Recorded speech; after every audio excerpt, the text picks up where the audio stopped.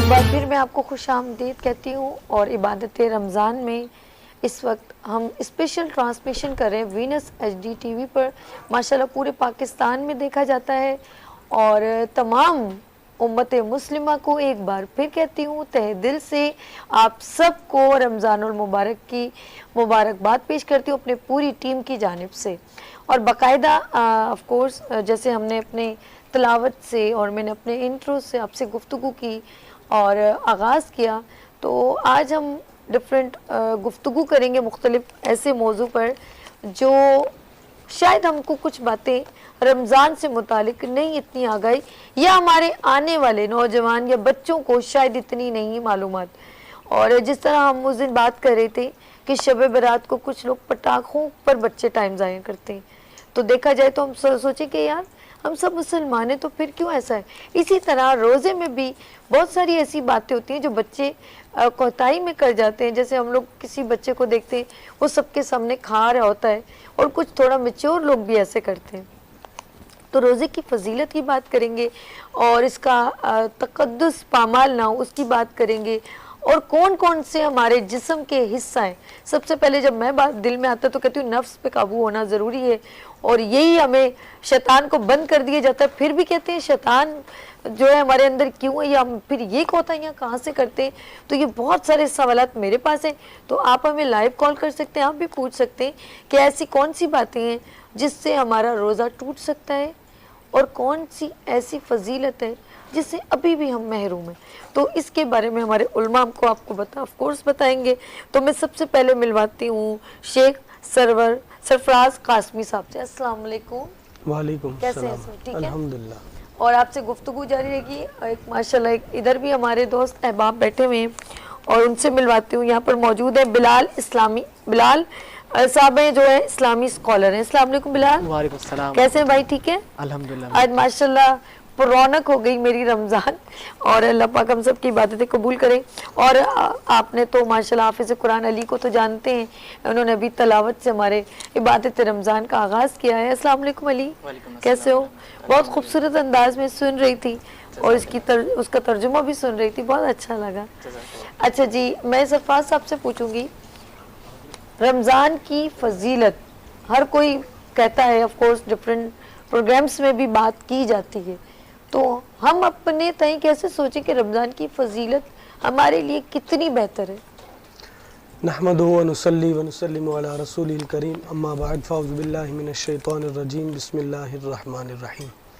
رمضان المبارک یقیناً یہ اللہ رب العالمین کی طرف سے امت محمدی صلی اللہ علیہ وآلہ وسلم کے لیے تحفہ ہے۔ اس میں اگر مسلمان ایک فرض ادا کرتا ہے تو اللہ رب العالمین اسے 70 فرائض کے برابر ثواب عطا فرماتا ہے، اور اگر کوئی شخص ایک نفل پڑھتا ہے تو اللہ رب العالمین اسے فرض کے برابر ثواب عطا فرماتا ہے۔ سبحان اللہ۔ تو یہ رمضان المبارک کی فضیلت ہے، برکت ہے کہ عمل ہم قلیل کرتے ہیں، چھوٹا سا کرتے ہیں، تھوڑا سا کرتے ہیں، لیکن ثواب ہمیں زیادہ ملتا ہے۔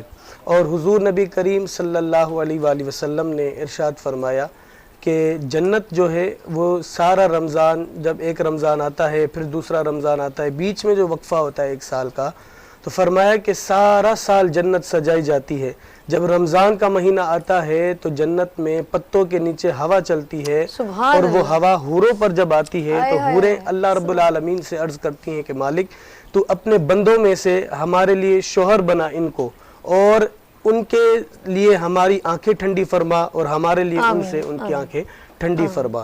تو یہ رمضان مہینہ ہے کہ جو اللہ رب العالمین نے امت کے لیے ایک پیکج قرار دے دیا ہے کہ آپ عمل قلیل کریں، کام تھوڑا سا کریں، لیکن اجر آپ کو زیادہ عطا کیا جائے گا۔ بے شک بے شک۔ اچھا جی، بلال اسکالر بھی ہیں آف کورس، تو ہم ان سے پوچھتے ہیں، بڑے ینگ سے ہیں، تو رمضان کی فضیلت ہم بچوں کے لیے کیا سوچتے ہیں کہ ہم آنے والی جو نسلیں ان کو ہم روزہ رکھوائیں؟ بسم اللہ الرحمن الرحیم۔ الصلاۃ والسلام علیکہ یا رسول اللہ وعلی آلکہ واصحابکہ یا سیدی یا رسول اللہ صلی اللہ تعالی علیہ وسلم۔ حدیث پاک عن ابی ہریرہ رضی اللہ تعالی عنہ ان رسول اللہ صلی اللہ تعالی علیہ وسلم قال اذا جاء رمضان فتحت ابواب الجنہ وغلقت ابواب النار وسلسلت الشیاطین۔ حضرت ابو ہریرہ سے روایت ہے، وہ فرماتے ہیں نبی اکرم نور مجسم امام الانبیاء سرکار دو عالم صلی اللہ تعالی علیہ وسلم نے ارشاد فرمایا کہ جب رمضان المبارک آتا ہے تو اللہ رب العزت آسمانوں کے دروازے کھول دیتے ہیں، سبحان اللہ، اور اللہ رب العزت جنت کے 8 دروازے کھول دیتے ہیں، سبحان اللہ، اور اللہ رب العزت جہنم کے دروازوں کو بند کر دیتے ہیں، اور شیاطین کو قید کر لیا جاتا ہے۔ اور دیکھیے یہ رمضان المبارک اتنا باعظمت مہینہ ہے کہ اس مہینے کے لیے 11 مہینے انتظار کیا جاتا ہے، اور اس مہینے کے لیے جنت کو 11 مہینے تک سجایا جاتا ہے۔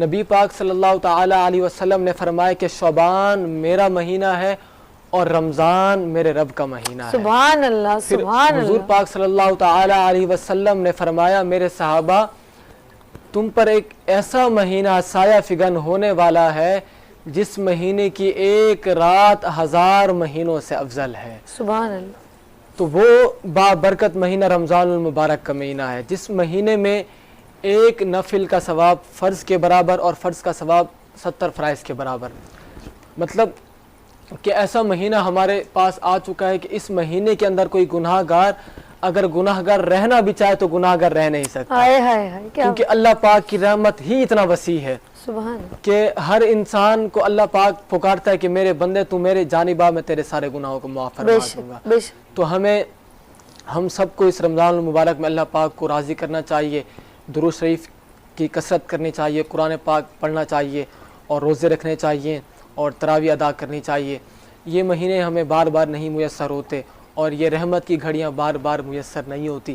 اللہ رب العزت کی رحمت میں یوں کہوں گا کہ سیل لگی ہوئی ہے، ہائے ہائے ہائے، جب سیل لگتی ہے تو ہم کتنا خوش ہوتے ہیں، صحیح کہا، اور بالکل، وہاں پر ایسا ہوتا ہے کہ کوئی لوٹ سیل لو، لوٹ لو، سیل لگی لوٹ لو، اور ایک ہوتی ہے گرینڈ سیل، ہائے ہائے کوئی لے سکتا ہے کوئی نہیں لے سکتا، ہائے ہائے، لیکن یہ رحمت ایسی ہے کہ کوئی اس رحمت سے بچنا بھی چاہے تو پھر بھی اس رحمت سے بچ نہیں سکتا، کیونکہ اللہ رب العزت کی رحمت اس مہینے اتنا وسیع ہے۔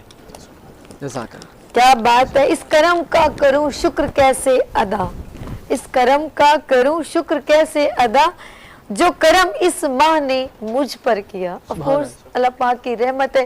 اور ابھی ریسنٹلی میرا بھی ایک ایکسیڈنٹ ہوا اور چوٹ لگی، تو میں نے کہا اللہ تیرا شکر ہے کہ تو نے مجھے بہت بڑی تکلیف سے بچا لیا، اور میں اتنی خوش قسمت ہوں کہ اس رمضان میں پھر زندگی کا پھر مزہ لے رہی ہوں اور سب کے درمیان ہوں۔ تو میرا رب جسے چاہے تھوڑا آزما لے، جسے چاہے بہت آزما لے، اور جسے بہت آزماتا ہے یہ یاد رکھنا اسے بہت پیار کرتا ہے۔ لیکن ہم ہمیشہ ایک چیز کو ناشکری میں لیتے ہیں، جب بھی تکلیف ہوتی ہے تو کہتے ہیں اے رب تجھے میں ہی نظر آتے ہوں، تو میرے رب کو کتنا دکھ ہوتا ہوگا۔ تو جن کو اللہ پاک کچھ زیادہ تکلیف دے دے، بیماری جسے کہتے ہیں، تو اسے کبھی بھی یہ نہ سوچے کہ اس بیماری کو ہم اپنا یہ سمجھے کہ یہ ہم پر عذاب ہے، ایسا کچھ نہیں ہے۔ اپنے دل کو تسلی رکھیں، اور اس بابرکت مہینے میں جب آپ دوسروں کے لیے ہاتھ اٹھا کے دعا کرتے ہیں نا، تو میرا رب ان دعاؤں کے صدقے میں آپ کو نوازتا ہے۔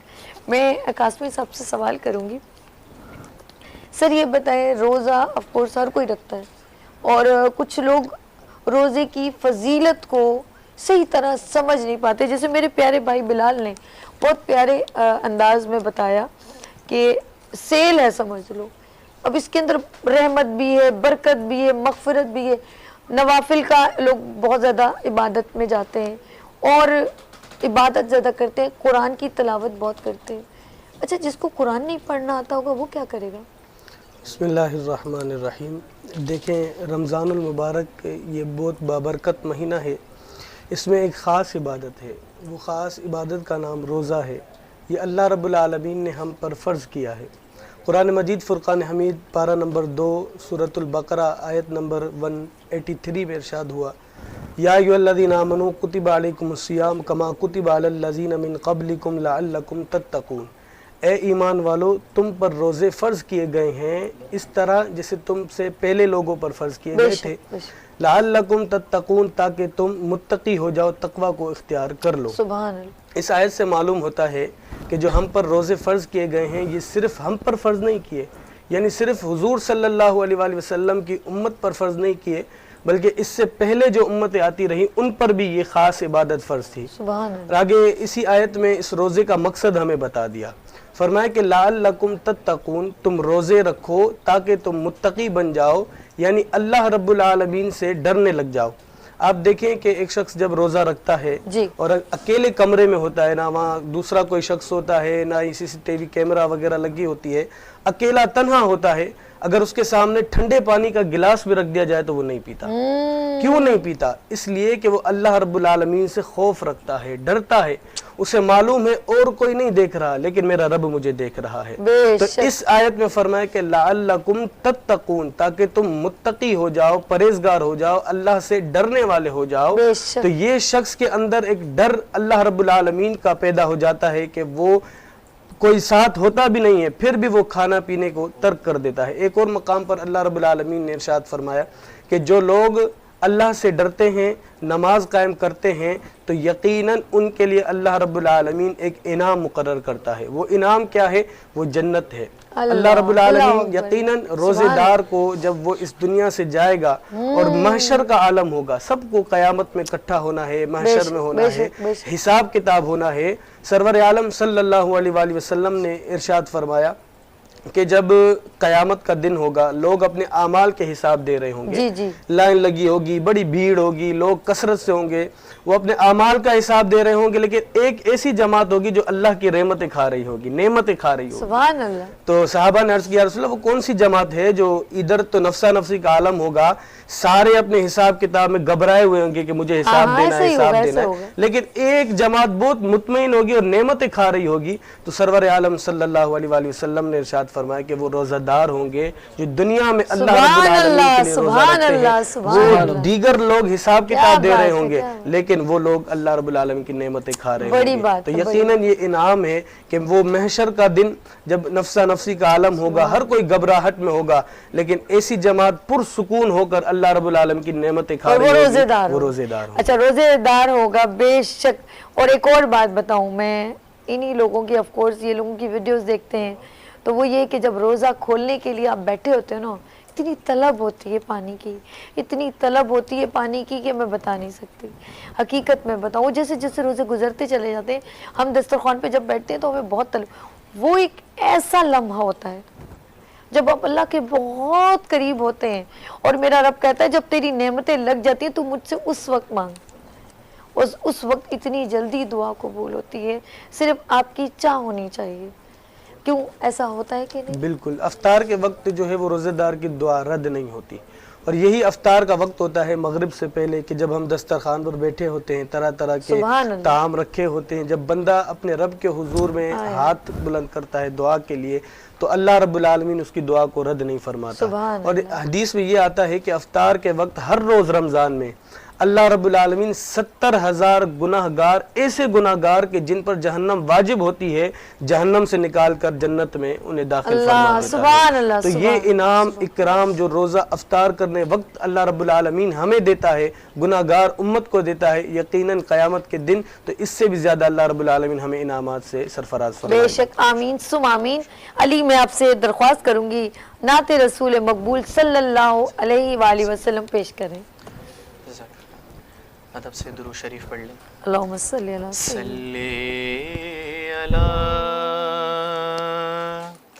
نبینا صلی علی محمد صلی علی شفیعنا صلی علی سبحان اللہ سبحان اللہ۔ فاصلوں کو تکلف ہے ہم سے اگر ہم بھی بے بس نہیں، بے سہارا نہیں، فاصلوں کو تکلف ہے ہم سے اگر ہم بھی بے بس نہیں، بے سہارا نہیں، خود انہی کو پکاریں گے ہم، دور سے راستے میں اگر پاؤں تھک جائیں گے، ہم مدینے میں تنہا نکل جائیں گے، اور گلیوں میں قصداً بھٹک جائیں گے، ہم وہاں جا کے واپس نہیں آئیں گے، ڈھونڈتے ڈھونڈتے لوگ تھک جائیں گے، نام آقا جہاں بھی لیا جائے گا، ذکر ان کا جہاں بھی کیا جائے گا، نور ہی نور سینوں میں بھر جائے گا، ساری محفل میں جلوے لپک جائیں گے، اے مدینے کے ظاہر خدا کے لیے داستان سفر مجھ کو یوں مت سنا، اے مدینے کے ظاہر خدا کے لیے داستان سفر مجھ کو یوں مت سنا، بات بڑھ جائے گی دل تڑپ جائے گا، میرے محتاط آنسو چھلک جائیں گے، فاصلوں کو تکلف ہے ہم سے اگر ہم بھی بے بس نہیں، بے سہارا نہیں، خود انہی کو پکاریں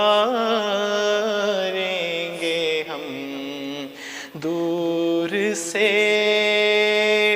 راستے میں اگر پاؤں تھک جائیں گے۔